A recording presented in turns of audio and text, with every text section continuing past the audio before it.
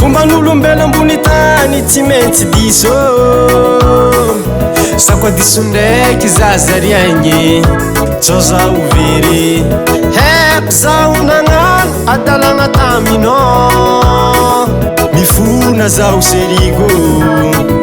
zarao malilo tsy ndraiky zaho taramode sady mamomamo ele yani tapakevitize loso mamale istinibude zao malilo zao malilo zao malilo zao budeke milaza fadiso zao fadiso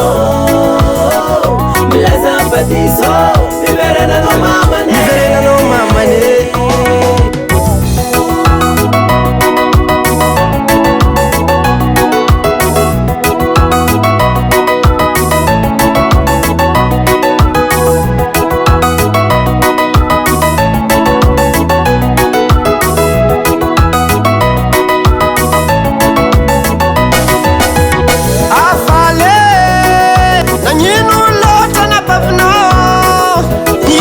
zananambitamby mbola tsy nahoane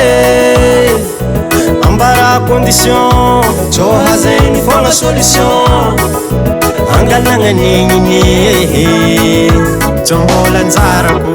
nantsovigny ami telefone messagerie vocale nandefasagna message amin'ny FB yani tapakevitize mamale istinibude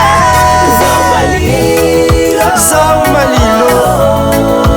zao malilo zao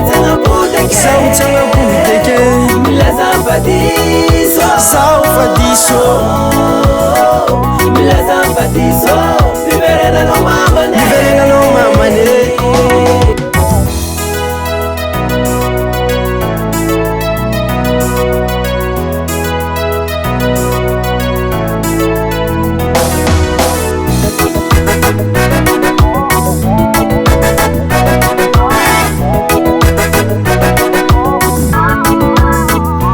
zao malilo